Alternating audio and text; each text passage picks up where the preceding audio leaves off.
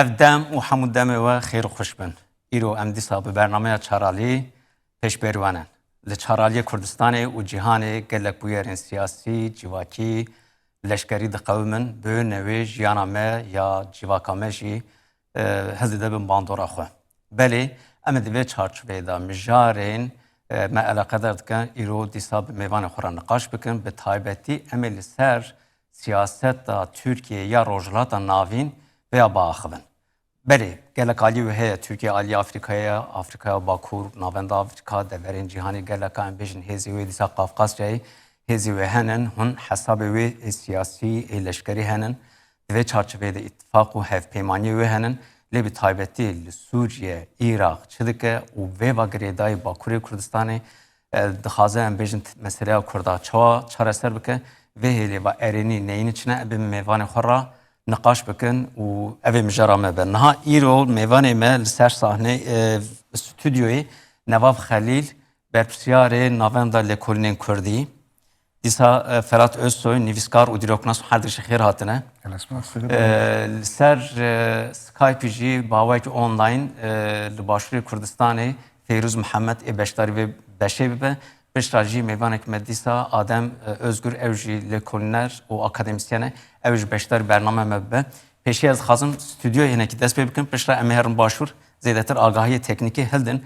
Nevav te dest pê bikin. Bi rastî jî Erdogan siyasetek wî heye û siyaseta wê jî zêdetir Sûriye û Iraqê her wiha rewşa Kurda gelekî hêz dide bin bandora xwe. Di dema Kemalistanê da siyaseta wan ew bû.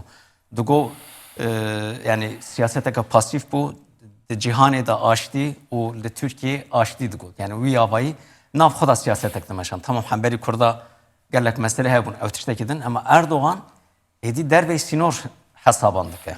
Çi dike Erdogan? Siyaseta Türkiye çi ye niha? Yani bawer dikî hêjayî gotinek mirov bîrbînek varoja 23 tîrmehê 103 sal di ser peymana Lozanê derbas dibin. Peymana Lozan a gibdewêanîna her tiştekî sîverê dihatibû nivîsandin û ew peyman jî sîver jî newekî gelekî Kurd bawer dikin bi rastiyê dewleta Kurdî çêkiriba. Erê pejirandina mafên Kurda bû lê heşt wîlayetê Kurdistanê, Bakurê Kurdistanê ne yani ji dervî Kurdistanê hatibûn derxistin. 103 sal di ser peymana Lozanê derbas dibe û em niha di encamê serhildan û şoreşa 28 danê wekî Tirk dibêjin. Êdî Tirk ne tenê di hundirê rojhilata navîn de na rastiye heta Bakurê Efrîqya liv û tevgerekê gelek mezin dikin. Êdî mirov karibê reqabetê bi Fransayê dike û cîna bi serî dikevin. Erdogan destê xwe danî ser yani mîrasteyê Fethullah Gulen jî ji ber ew jî li sed dewletî hebûn. Yani ew saziya Fethullah Gulen li sed welatî hebû û bandora xwe yani gelek cihad dikir. Di aliyê ziman dî jî, di aliyê xidmetguzariyê û gelek tiştê dikir. Ana tiştê behsa Tirkiye bikin ez bawer dikim gerekî mirov vê qonaxê bêje Tirkiye piştî civîna NATOyê û piştî heftê cotmeyê êrişa Hemasê çêbû û guhartinên bi lez çê dibin û hişkere yani çend dîtin tê pêşkêş kirin. Rojhilata navînî tê behs kirin bi dîtina Benyamin Netanyahu û İmarat û rojhilata navînî bi dîtina Erdogan û Suudiye Arabistan yani devleta Memleka Suudî û Mısır heta redeyekê jî İran jî wê qebûl dike ji ber ew dewletên navendî dixwazin.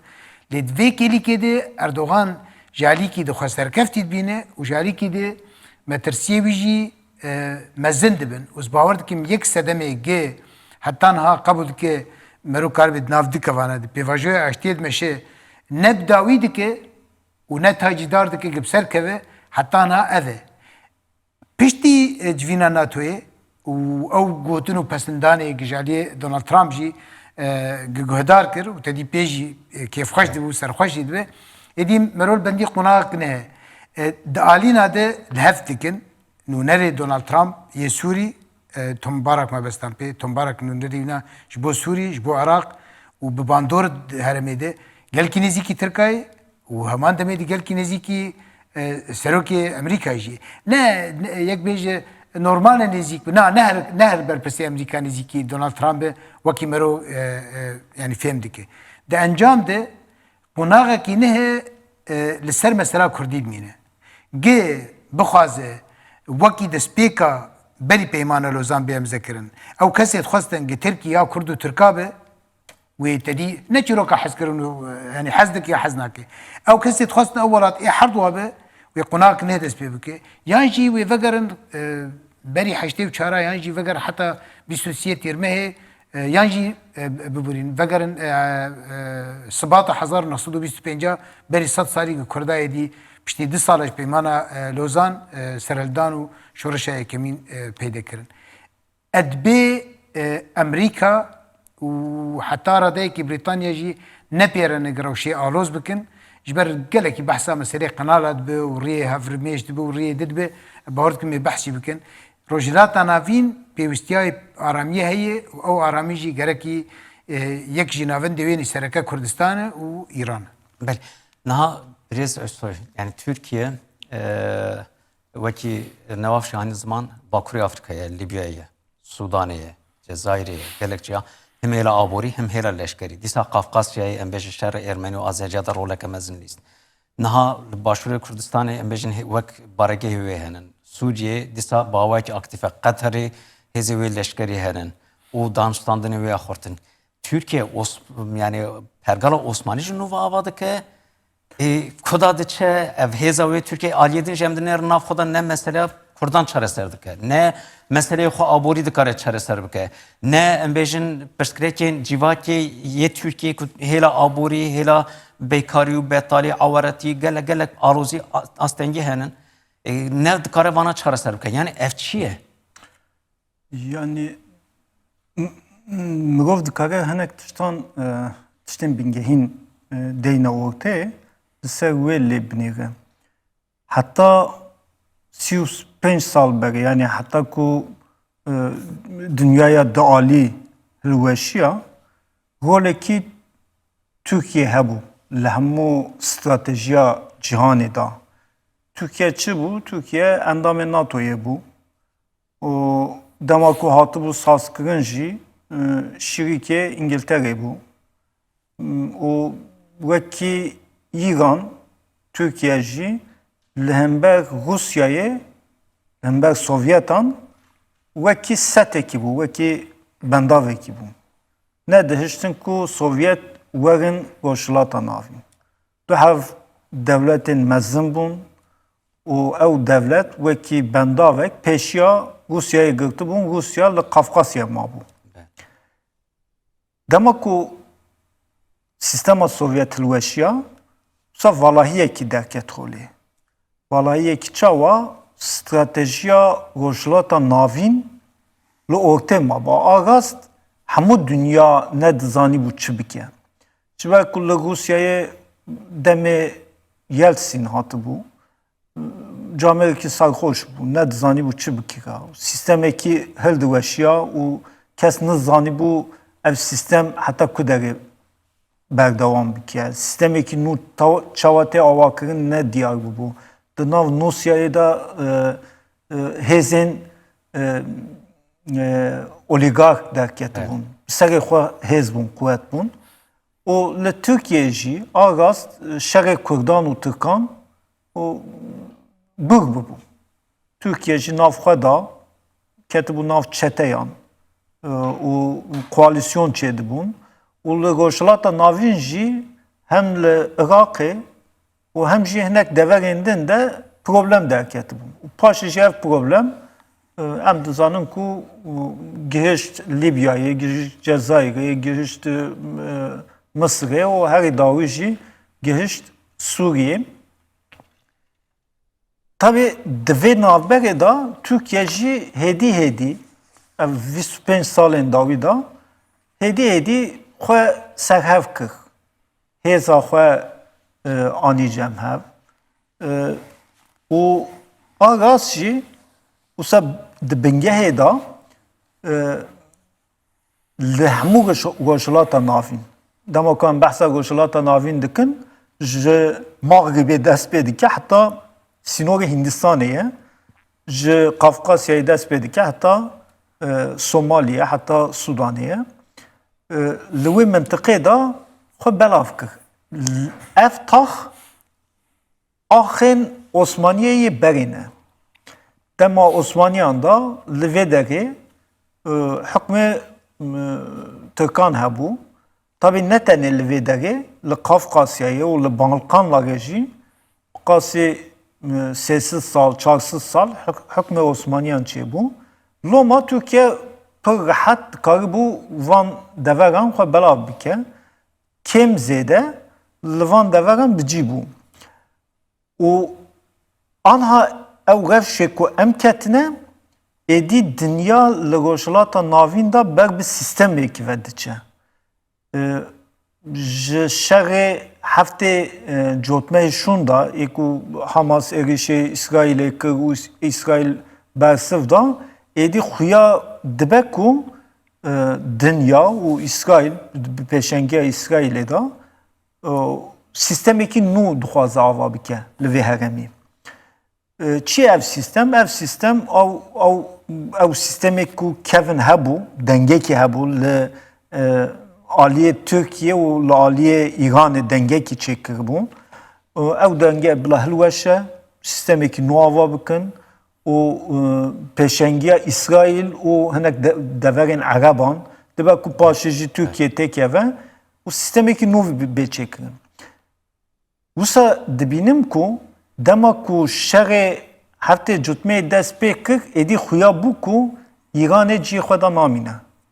Yani êdî Esad bavê je, Lübnanê bavê je yan jî Yemenê bavê je. Ev tişt diçe digihîje heta hilweşandina Îranê. Ji ber ku nakokiyê herî mezin ji bo İsraîl di vê rewşê de Îranê û ew heta têkçûna Îranê ew bimejin. Ev salekî ye, nêzê salekî ye jî ev bûye meselekî leşkerî. Ne tenê siyasî yan jî gotinê yan jî stratejiye. Êdî bûye pratikê da bûye tiştekî leşkerî û her tişt jî ev salekî dawî ye li devdora wê şerê diqewime. Bêyî ew şer mirov çi şîrove bike biya min kêmasiyekî Xwemê vana îro mişkame em ê servana bisekin bi hûrgulî. Lê ez dixwazim vegerim Başûrê Kurdistanê bawayekî online Feyrûz Mihemed rojnamenûs wê derê li ser ekranê me ye. Ez veya dipirsim yani niha belê mêvanê me li stûdyo hinekî bawayekî gelemperî nirxandin kirin. Yani rewşa Türkiye, stratejiya Türkiye em ê hêjî veya binirxînin. Lê belê ez veya merak dikim. Türkiye ji aliyê Iraqê ji aliyê Başûrê Kurdistanê va çawa tê xuyanî. Yani gelekî aktif e em zanin hêla rê, hêla em bêjin siyasetê, hêla aborî. Tu dikarî me ra em bêjin manzarayekî pêşkêş bike. Têkiliyê Türkiye, rewşa Türkiye li aliyê Iraqê, li aliyê Başûrê Kurdistanê çawa tê xuyanî? Belê. Ya halê hazır heva jî hinek sîzekevek rewşa heya cîhanî pirgera yekir. Niha ev şerê cîhana siyemî halê hazır navbera gelek Donald Trump'a ittifakê nû çê dike. Ev ittifak li ser esasê berjewendî welatan tê çêkirin û piranî jî ev ser esasê bercewendiyên aborî çêkirin. Dolayısıyla hala hazır dema ku bûr ve nava temaşayê Türkiye bitin wek Türkiye şiva fikreke fey navxwe wek têzanîn yani mesela opozisyona êrişî wê berember muhalefetê têzanîn milê demokrasî ve kirdê maf ve têzanîn mesela pirsalan eser esasê kuştin û bi katliam û komku jî bi tasfirkirinê têzanîn van vehmî têzanîn ama encama wek got hale hazır rewşa heyî ser esasê bercewendiyên vekilî ser esasê bercewendiyan dema tu li vir ve tabii ki tu temaşayê Türkiye milê Iraq ve tu bidest Türkiye ku ez bêjim bi awayekî giştî heyana peywendî wan ser esasê leşkerî û heya astekî ser esasê aborî bûye yani. Ji tu bêjî ku şûnê ku peywendiyê ku pir xweş hatiye pêşxistin wek mînak tê dîtin hewildanê wan ê esasê ku ser esası peyvendi peşkısını kısın nenine ama ser esası ve got şartı hayyana cihan roşata navin naşi gerek bu hakkın çeten nakşaraya roşata navin ki vardı. Dolayısıyla mezekine ki ser esası bu hartına roşata navin da her velat taze ligori bir nakşaraya kadar rafma kayyum bir نزیکاتی وان برابر Türkiye ser ve esasiye ser esasiye berjevendiye. İdama vakit mallar tamaşat ki bir kuman Rusya Türkiye ne var? Vak yani birlikte erişe beraber muhalefet CHP ku naha havdu da CHP avay ki ne kuan bejin tuna ama ligori berjevendiye ligori deslata fa nuda dizayn ki ne kuan bejin muhalefet ku kurtuluş deslat devgeri. Na peçavane bir muhalefet ku esas berjevendi deslat tabii ki. Na milekta agrafı. Millet ditir daji sername çareseriya pıştakurt mesela na hali hazır tevaccüh he. Bu nesi sal kuni derbas. Ve o peşenkte arabara bu da hat desbekirin. O duyu vajvo peş kısmı tevaccüh ji gelek gavin gri demine tevgera azadi da hatın abetin. Ne böyle mahkam yani. Millet Türkiye ve en gavin kupur berşaf ron ne hat yabetin. Rast hani hanga babetin. Numara komisyon hat avakirin encami ev komisyon ençkas berek beji parlamenı rahat parvetin. İşte gotun kul gori encami ev rapor komisyonu ev hanek yasa varınlar kıstın.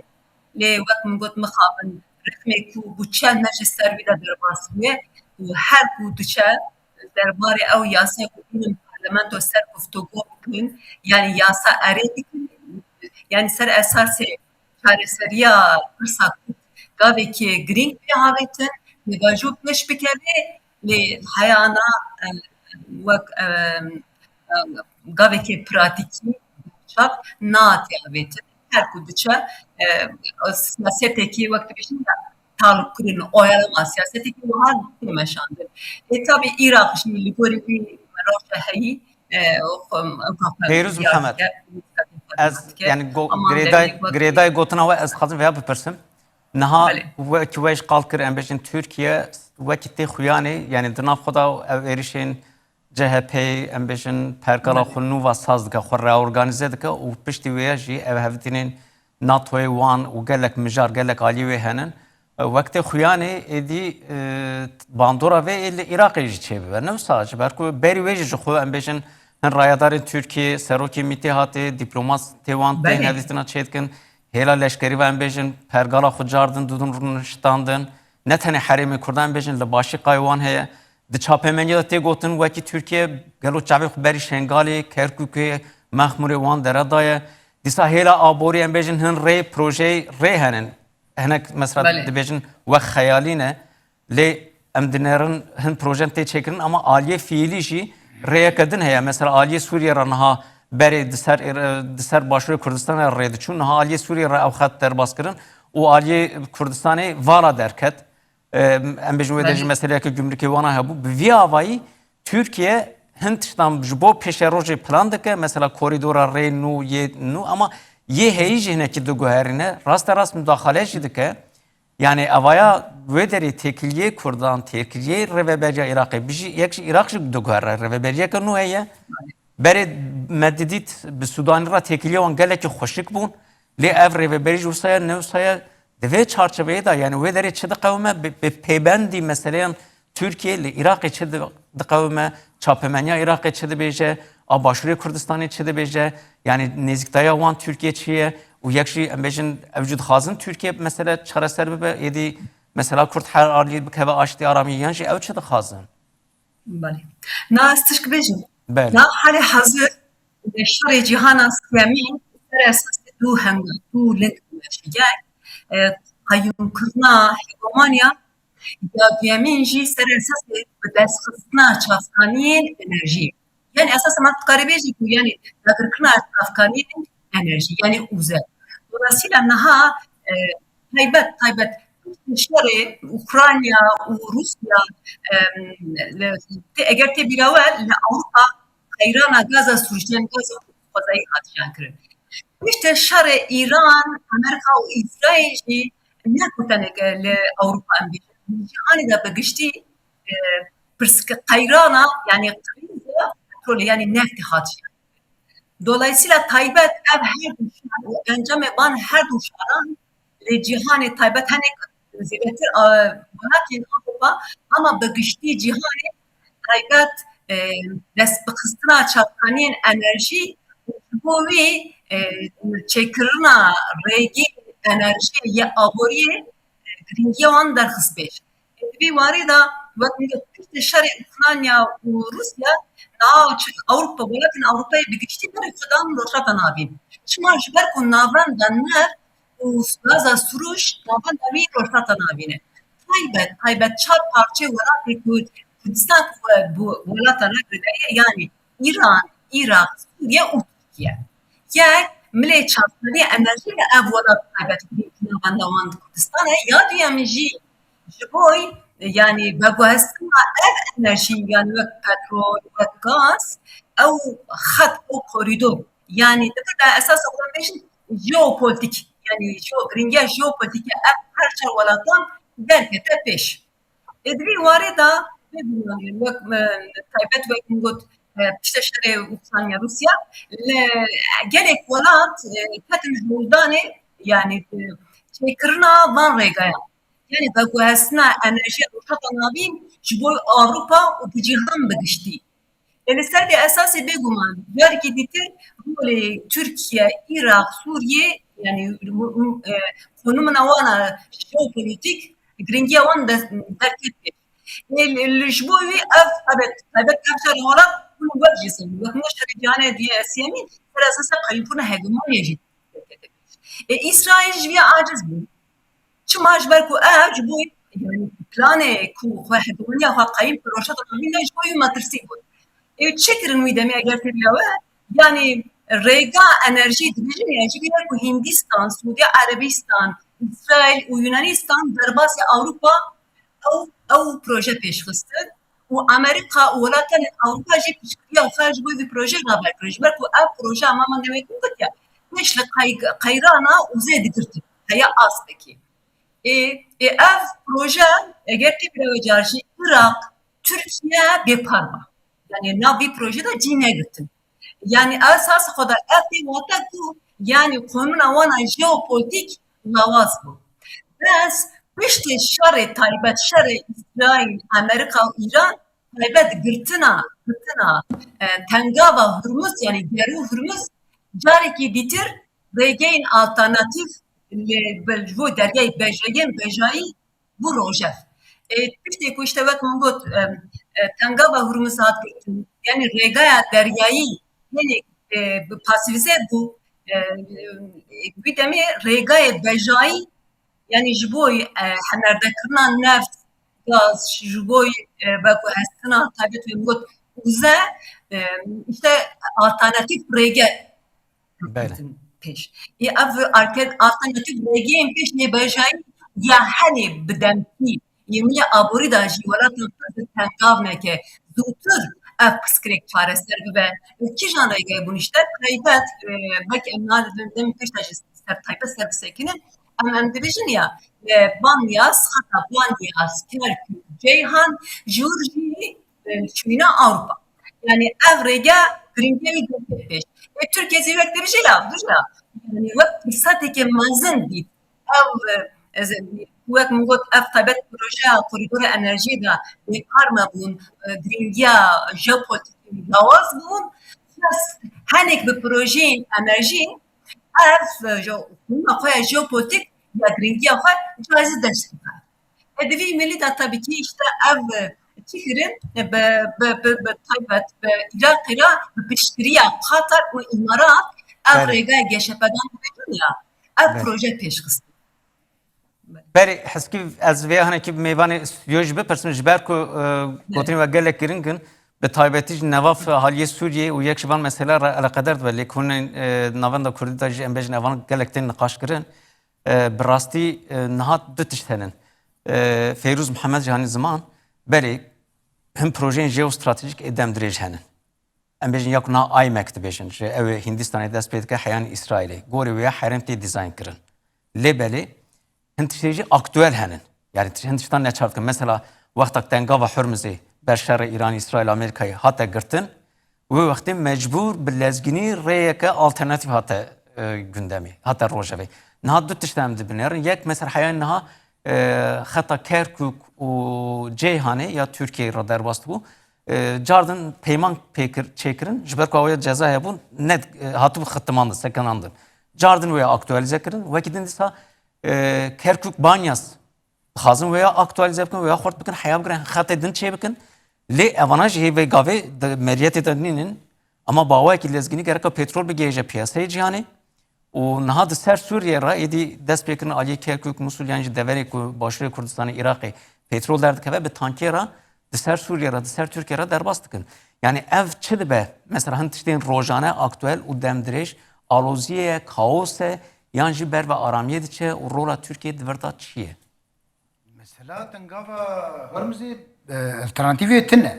Bəli. Yani beşeki mazın yesu temenniya cihanı duydu ki derbast ve o dünya beter çav dedi serve le semaden bejin bu izadu o 35 sadiya cihanı duydu ki derbast ve bandora ki rastaras hatta cotkarın Amerika egi pişgirtiya Donald Trump dikin cotkarı Amerika SP gerek mero beji yani o kası egi pişgirtiya dikin tişte dedi tişten demkine yani Suudiye mesela او بندری خویی گرویدی که بترول رادی که گمیین کشتین بترول و تخیل و تفکری ده هول ده لی کسی گت کره زیاده اولنا بن حتی ها چهار سریک جویر نهاتی پیدا کرن هاتنا بترولش عراقیش بو سوری به هین تدی مثلا yani Kerkük Banyas çare ser ne bu yani be kamyonat yani o gaz nadikin beje kesi rejima Suri me naparız hatta Ürdün'e jivirengi herem de demek ki bunu nerede yani merokar beje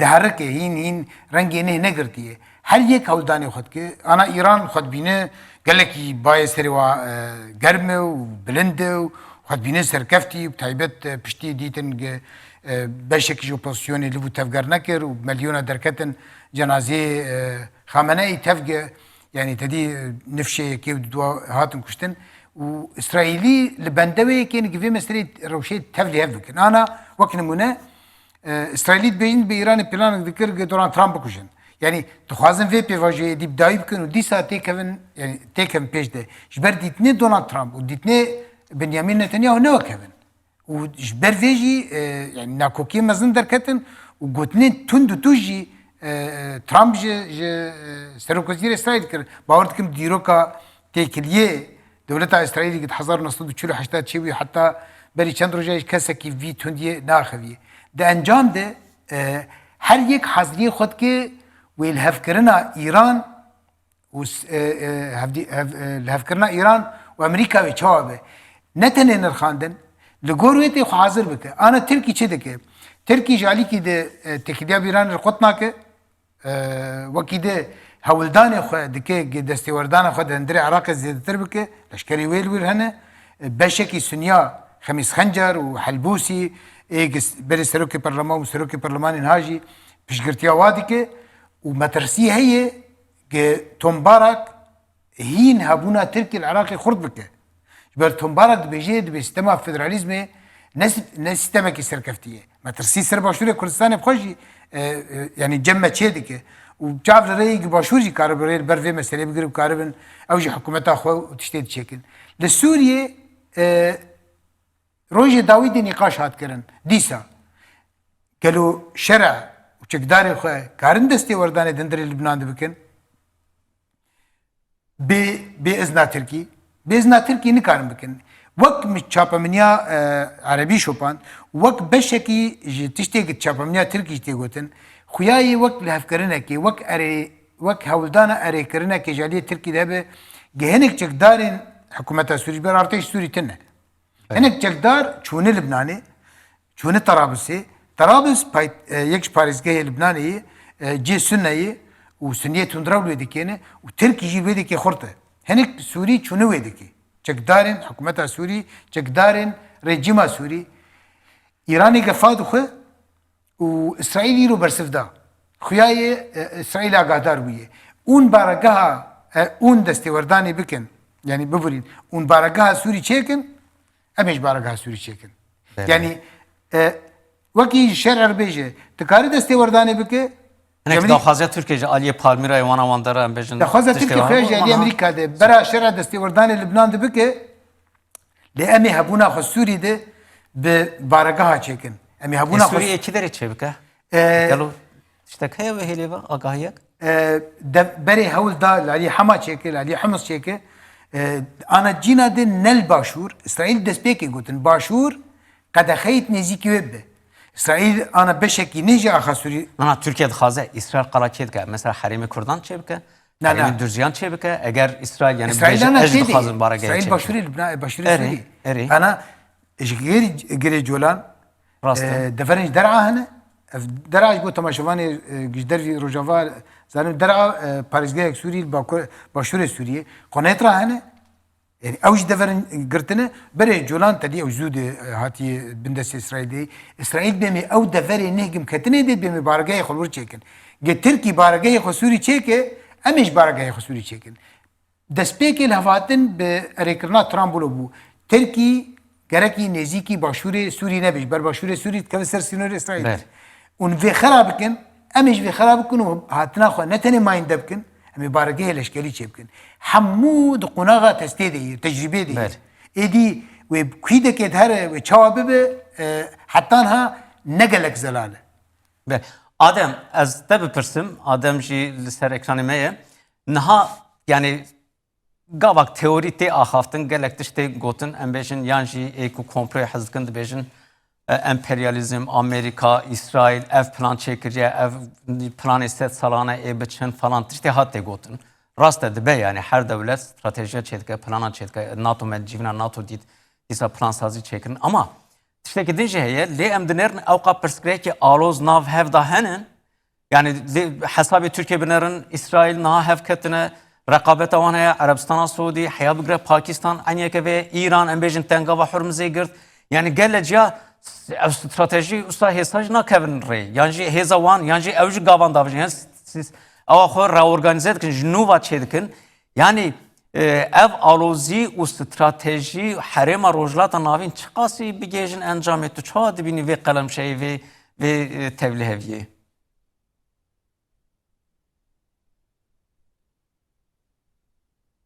آدم دنجه تنای اگر بو جاردن رجی بله وقتی من دوباره بیجم یعنی مثلا ما اف بور لروجلات ناوین گلک آروزی هنن هرچی قاسی دولت استراتژی وان مزن جهبن روشا فیلی یا روجلات ناوین یا فیلی و صره نادر جو استراتژیان یعنی دیدی رو که داش مدیتن نهاج ام دبینن جبرکو هیلا دینی و هیلا انرژی و هیلا دموگرافی و هیلا لشکری و گلک جیه رنگی هنن دوان چرچوه دا راستی نه دولت مزنجی سوویت هبو و حرمی چین نهاته دخوازن بیشن ری چه بکه yani mesela Çin beri veya bir rejima Esad ra peymane ki 5 sala çekir ya jeostratejik. Disa İran era ya 25 salan çekir. O dixaze vana bicibne o aynı van reya bo xu bikarbine ve dere bir gece behrast pi. Naha İsrail reya ka alternatif çetke. Evdin ev mesela hamu em gavak tevle hev dibinin o diyare ku heza khosari xu nekar rojrat navin tiştek çebike beli Adem eğer şu vakti amade bir hevalime hazır bakın az hilgirim le mamusta aynı person bot eder bastı be. Yani efkas aruzi da. Yani peşim gov dve tam belge yek ev bahse ku em hinek gayen alternatif tıkın dve miktarı ve me diyar bakın. Ana dünyayı ama belge sale da 7 milyon varil petrol te frot. Juan 25 milyon varil jgolata navin derdik ve jbendavê derdik ve jhurmsê diçe. Juan 25 milyonan kapasiteye Kerkük û Ceyhanê milyonekî. Milyon düstüdeki full kapasite bixebite. Yani viste yekî sedî 5. Hema bêje Kerkuk u Banyasî sale 300,000 varile. Yani pir reqemekî piçûk e. Banyasî xetekî ne pir mesela ne wekî ceyhanê ji çarê yekî wî ye. Loma ev du xet jî full kapasite bixebitin jî nikarin bibin alternatîfê Hurmizê.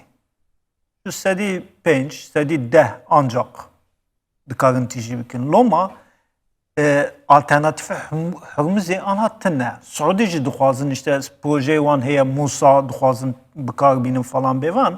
Ev hinek hem du dirêj ji wan re wext lazim e hem jî kapasitê wan kêm e. Pekî çima ev tê rojevê yek dixwazin ticaret bikin. Ji ber ku em dizanin Kerkûk û Ceyhan hatibû xitmandin an texmîna min ji 5 yek yan jî 6 yek kapasite dixebite. Yani kapasite wî pir kêm e. Kêm e rast e. Full kapasite dixwazin bikar bînin. Wisa jî bikin safî nabe. Ev îşê Kerkûk û Ceyhanê nîne. Yani ev kapasite Kerkûk Ceyhan pir kêm e. Bes şerê Hurmizê yan jî şerê Îranê li Hurmizê hatiye xitmandin û ev xitmandin jî bi du rêyan ancak mirov dikare çareser bike. Yek ya ew ê Îranê hilweşînin seba wê jî alîkariya Kurdan ji wan re lazim e û Tirk dewleta Tirkiye naxwaze ku Kurd bikevin nav şerekî wisa ji ber ku dema ku Kurd ketin vê şerê wî berjewendiyê xwe biparêzin, bi gor berjewendiyê xwe bikevin nav vê şerê û dewleta Tirkiye jî naxwaze berjewendiyê Kurdan di vê şerê de pêş bikevin. Ya ew rê bikeve yan jî ji wan re rêyekî alternatîf ji bo Hurmizê derkeve ortê. Yan bi kamyonan yan bi xetên din petrol biçe. Biya min ev xitmandin sedema wî Tirkiye bixweye. Tirkiye xitmandiye û dizane ku ew ê Amerîka were ser Tirkiye û bêje hûn nehiştin em wê Îranê têk diçin yan jî Îranê dikevin tengasiyê seba wê bikaribin gotinekî bêjin ji Amerîkayê re alternatîfekî nîşanî wan din di nav li vû tevgerê de ne û ev jî biya min tiştekî vikuvala ye yani ne tiştekî ciddiye ne Ez giring dibînim wê derê roleke çiya Tirkiye re çêdibe em vêya niqaş bikin. Ez agahiya Adem jî birim. Adem tu çi dibêjî? Pirsa me heman derbas dibe ji bo te keremke. Merhaba, dengim nehatê. Berê serçava baş e. Min biborin ji bo teknîkê. Erê pirseke baş bû, yanî nehewce ku em her tiştî wek analîtîk baxivin jî û li qadê li hemû rojhilata navîn û em bêjin Afrikaya Bakur şer hî didomîn. Mesela niha li Sûdanê rewşek wisa giran heye ku dibêjin niha li dinyayê cî herî tehlûkê ew e. û lê însan li wir dimire, neçarin, birçîne û dikevin rêya tên welatên Ewropayê û lê siyasetê wek welatên Tirkiye wek welatên hin welatên NATOyê li wir planî nû dikin û niha Tirkiye jî li vir planên nû dike. Tirkiye ne welatekî biçûk e. Em bêjin di nav Behra Reş, Ewropa, em bêjin Kafkasya û Behra Spîda ye û ji bo wê ciyekî wê stratejîk heye û alî din jî Tirkiye welatekî Sünnî û Misilman e.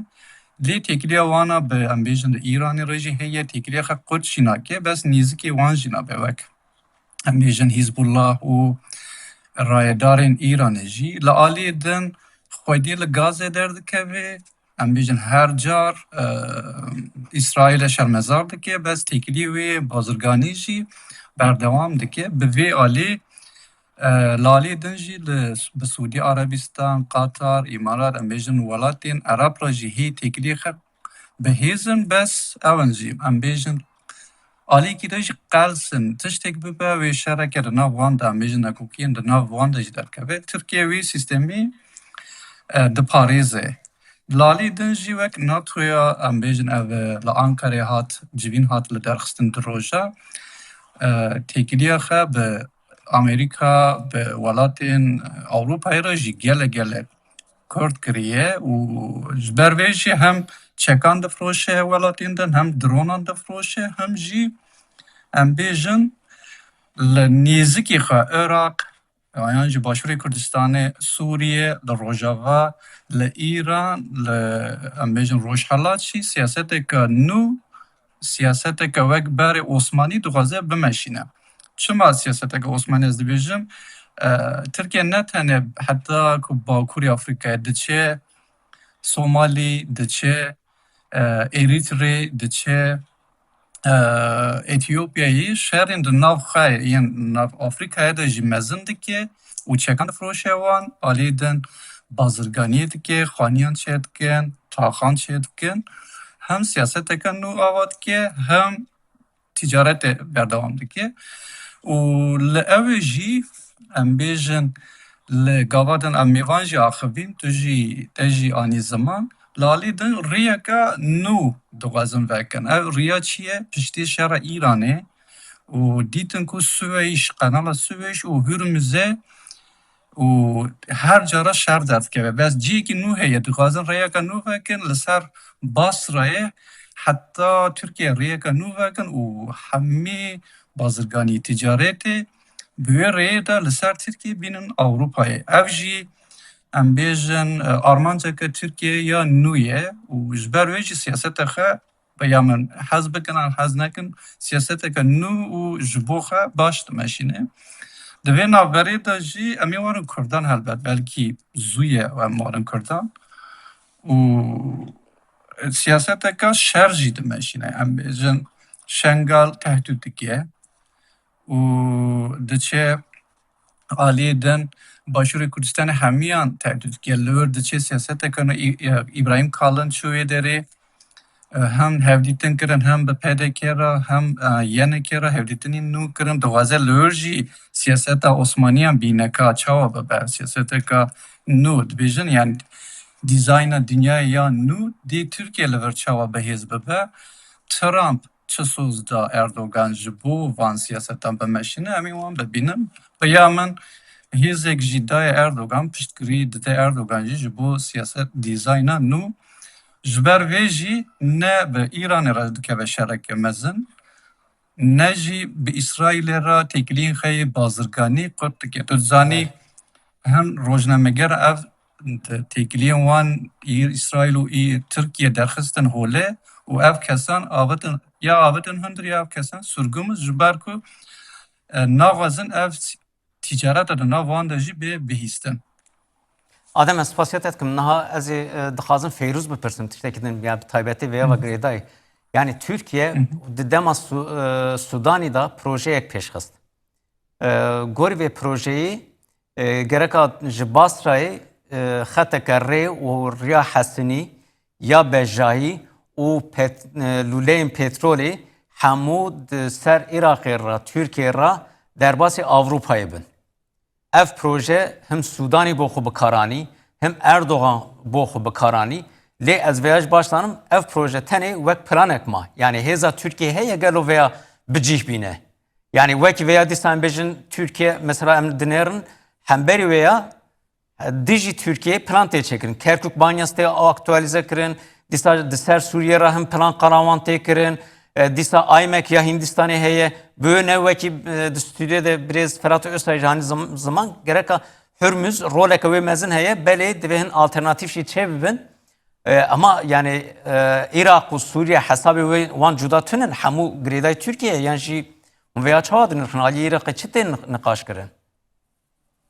بگومان من هنک بله گوت یا من گوت انجام دا وی روشی دا هر ولات لگوری برجواندی خواه آبوری اولهی سیاست خواه دیار دکه لگوری پلان پروژه پیش دخه بگومان حساب عراق جه وک ویجی گوت اساس خود 2024 وزن نیسان 2024 بون اف پیمان هات چکرین لی پیمان آبوری بشه کی بون وک ویجی گوت یعنی رگی حسن رگی بجایی هر وها هنک سانترالین کربه هنر دکرنان نفت آبانا بشه کی بون اما بشه وی دیمیجی یعنی او پیمانا یا انقره سر اساسی اولهی بون işte سر اساسی اولهی بون هنیک دربار تایبت اساس خدا بکی وک بشکی اولهی بون ملک تا خاصن اساس خدا هبونا ترکیه یا عراق به شوازی که مشروب که جبر کو اف هر پرسکریک بون جبوی پیش عراق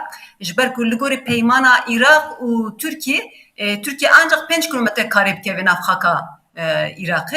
Bir peymani esasa xoda hebuna Türkiye jî meşru kirin, yasa kirin. Bir şekli ew nîqaşên nakokê navxeyê jî bertaraf kirin. Beşeviya duyemîn jî ew bûn. Encam da projeyên wiha wek dibêjin ya mega projeyên. Aboriyekî pir mezin ji wara pêwîst e. Rast ve cihani zaman. Yani dolayısıyla projeyên wiha da mecburun ewlehiya ew projeyan ku rêge ku derbas ve kontrolkirina wî ewlehiya wê girtine. İşte Türkiye kaybet bir Dikarne veya bejin. Mesela qara evet tekirin. Mesela Türkiye be bahaneye evlehiya ve xetti ku xet he rastî hêla aborî hêla teknikî hiç amadekariya wî li hêla siyasî baş tê bikaranîn. Divê çarçeveyê da mesela Başûrê Kurdistanê derbas dibe. Dervê sînor dihêlin. Dixwazin Rojava û Başûr navbera wê biqetînin divê rê da. Dîsa divê çarçeveyê de dixwazin belkî müdaxaleyê şengalê bikin, mexmûrê bikin. Nêzî wê xetê vana ça dibînî? Çi dibe hêla dîplomasî? Belê, wek min got ya beşevî aborî heye tamam. Yani encam da em zanin Türkiye nav qeyranekî de, qeyranekî aborî da ye. Yani pêwîstiyê wî dibijin boriyên henasê heye, nefesê heye. Henekî vaya wî ev proje ye. Proje wek min got bi hêza Türkiye terî nake, bi hêza Iraqê jî terî nake. Yê ku piştgiriyê aborî mesela sermaye dixistin vî proje Qatar bû îmarat bûn. Dolayısıyla ew jî vî demên da wî hani çekimserman çima ji ber ku wekim got ya girîn yani ew koridora ku derbas ve ewlehiya wî girtina kontrolkirina wî ye. Dolayısıyla wekim got beşekî wî ev e. Türkiye xwest esasa xwe da bi vî proje heman demê ew xetê ku diçe dûr da derbas bibe yani hebûna xwe qeyîm bike. Wek we jî got yani hala hazır Türkiye niha taybet li ew xetê da li başîqaya biciye. û nav siyaseta navxweyî ya Iraq da jî taybet salên berê pir bû rojev. Hebûna Türkiye taybet li başîqa wekim got 5 kilometre icazewî heye li gorî peymanê ama zêdetir ne yasayiye. û ev taybet milên hêzên şî'a da henek nerazatî çêkir. Çima ji ber ku wekim got encam da şerê Daeş haçiyan kirin. Yê ku li wir piştgirî da wan ku tê zanîn Türkiye bi xwe jî wan hêzan piştgirî da wan destek kir. Yê ku wan pînanse kir, wan perwerde kir bi hera wê piştgirî da wan dolayısıyla ev nava şian da çêkir. Henek ku nerazatî jî çêkir. Bi vî şêwazê aslında wekim got henek jî wira qiliv jî çêkirin.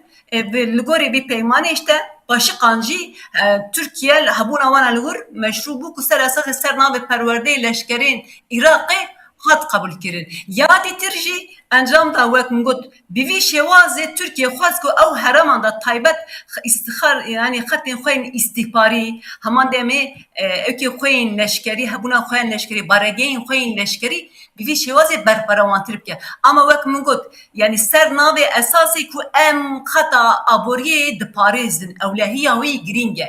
Bi vî şeklî yani qilifek ji xwe re çêkir hebûna xwe li wir qilifek ji xwe re çêkir. Tabii wek havalan jî got yani amaca projeya ev projeyê Türkiye ne tenek aboriye ne tenek bêjim leşkeriye heman demê wek hûn jî zer. Wek siyasetek daye pêşiya xwe çi ye? Türkiye taybet ev salên dawî ser esasê mîsaqî millî yani ew xet ku em zanin wek xeta wek axa xwe dibîne. Kerkük, Musul, Ninova ew xet bikiştî xeta xwe dibîne. Dolayısıyla bi vî şêwazê esasa xwe da bîngeha dagirkirina ew deveran jî milê siyasî ve niha amade dike. Milê leşkerî ve amade dike. Encam da Türkiye yani peşaro hesabên peşarojê dike nexşareya ew Iraqê jî were guhatin. İhtimalekî mezin heye ku demên pêş piştê Îranê ew ê sira were ser Iraqê jî. Iraqê jî eger ku parçe bibe. Milek Şia, milek Sunî, milek jî Kurd. Dolayısıyla Türk niha ve bi vî şêwazê, bi vî proje dixwazin heman demê xwe li wir bicî bikin, qeyûm bikin. Hêza Türkiye heye bêgman wek min got tune ye. Encam da halê hazir pêwîstiyê Iraqê jî, pêwîstiyê Îranê jî bi vî proje heye. Taybet milê henerdekirina nefta yani veguhestina nefta pêwîstiyê wan pêvê heye. Na belkî zanin takriben li vir mêk jî nebûn. mesela Irak'ı ev taybet grede vi proje çekirina rega hesin iptal kırçıma yani hince tabii ki bu ser esası ku aboriya vi terinet kır. Dibe ku beşeki vi abori be ama dibe ku taybet pişte hatına zeydi mesela efket bu rojef dibe ku zeydi tuaze ku yani peyvendi ku serdema be Sudani ra be Türkiye ra hatiye peşkıstin hani kuana bir şevazi ki cuda lavastır jibike. Revşeki dibe ku beşeki vi je abe vek mungot aynca nabana Bale. hamid teni nikaşkır teni Niha ahaftın. وقت yani helas az dixazim ve hele nirxandina te siyasi him bim. Yani mesela niha başvuru Kürdistan'ı çe reaksiyonu nişan da hemberi veya yani ji ber ku meseleyi demdirêjin û her bir çe Türkiye ve derê bi cih bibe ji Kerkûkê, Şengalê, herêmên medyayê parastinê em bêjin gelek de veran reveberiya Iraqê ya nû berê te hinekî got ama yani helwesta wan raya Iraqê çi dibêje em zanin hin millê şiîyan gelek henin veya gelek bêzarin û dixwazin Türkiye yekser derkeve û eniya Sünnî mesela civata Sünnî wê derê ewana çawa meseleyê dinêrin. Ez beyanekî merak Yani hal hazır ve hebuna Türkiye yani hezin şiazi haya astek hezin Sunni ne begişti ber ku hezin Sunni müttefiki ve ne esasiya ve hakikatike. Je narazı ne li ama avrastek he. Hal hazır siyaseta Irak'ı yeku diyar dike ne ku hezin nafayı Irak ne hezin Şii u Sunni ne ve hakikatike. Yeku siyaseta Irak banur kere yek Amerika'ya dügen İran'e. İran bu khaya hebuna Türkan lüi khate naraziye. Hatta jber be esas gelek eriş wan je hezi wan milisi ku nafqa Irak eriş beraber hanik bareke wan je çebu. Bu khaya naraziye. İran naraziye naxwaziye. Encamda hebuna Türkiye lwan khatan khabeji kiro khabe eskrin te wata BNATO'yu. Jber ku yak ji yani endam NATO Türkiye ve Amerika taybet NATO yani Türkiye ve jandarmayek le beraber İran duhazi bikarbini ve ev rasti İran zani her çıkas peyvendi wan milli siyasi diplomasi de vek baş bida xuya kirinci ama bingehta Bavariya İran ve avay ki berçaf be Türkiye'nin yek velateki Sunni utundura ve yadiyemici endam NATO'ya dolayısıyla esas xoda İran naraziye Amerikacı aman demi taybet pişte hatına barak بگومان yani havldani barak vi milli de hani skurtkuruna ki heye le Türkiye heye tabi çıkas bir encam bigri ama demin peş zedetir derke ve peş ama hala hazır raf şeki olsun ecboy umarım ne karibeje ku yekser desalata heye ya zeydinci anje bejim heze şiye u sünneci brazine na razinin ama hala hazır avay ki berçaf ku bikaribin he zamanı ku berçaf le peş ya bigrin Nineye. Ama belki vek mungot hurda bilavazkirna ev taybet ev proje belki deste Türkiye lavazkirna. Li ama ev rastici ev hakikatiye. Ama hali hazır her çıkas bigirtina tenga ve hurbuz belki kayrana cihani aburi çareser nakem le nefta. Ama jbo Irak'ı gaveki girince çımaş belki hemmi dahatuen Irak Jinefte, ji petrolye, cuda gelir ki vitne, çandırnya vitne, embejin sanayi pişe sazevi peş neketi eve. İdama ev hat kırtın, ne karbon her narda bike, ev bu abori Irak ji kaydan ki abori jan kır. Düğün milli de peyvisti bir Türkiye heye, çma jibo ku her narda kırnan neft le ancak duregevi heye. Yani ser Türkiye, hemen demin Suriye ki beş ekivi, yanji Ürdün. Ev rasteke. Vak yani havala jigotun. Yani havala adam jigot. Rasta hali hazır sistema hey ya hata hey ya Kerkûk Ceyhan perivînake. İrak xwazê ve hem peymana wana ku Türkiye derbarê henerdekran nefta hem dirêj bike salavî ama heman demê jî henek ya hey terîneke dixwazin kapasite xwe bereperawantir bikin. Ev jî tabii bêguman aboriyekê mezin dixwazî. Em dixwazin veya bêjin rojhilata navîn gelek plan tê çêkirin lê ew planê bi cih bi nebin em wêya êdî bi jiyanê em dikarin hîn bibin. Ez spasiya te dikim. Em 10 deqa min naverekî bidine bernameya xwe. Pişta beşa duyemîn em êdî savan mijaran niqaş bikin û vê gavê wekî me got 10 deqa em naverekî bidinê. Pişta em êdî sa vegerin stûdyoyê niqaşa xwe dewam bikin bi taybetî li ser Bakurê Kurdistanê Türkiye dixwaze wê derê çi bike. Ji ber ku ev jî hem rojhilata navîn hem Kurdan hem gelek tiştan ereqeder dike. gavak meseleyi navxoy nikare ve çareser bike, meseleyi dervada çıkası bikare ve müdahil evjit işte kedineye, beli 10 dakika navberek.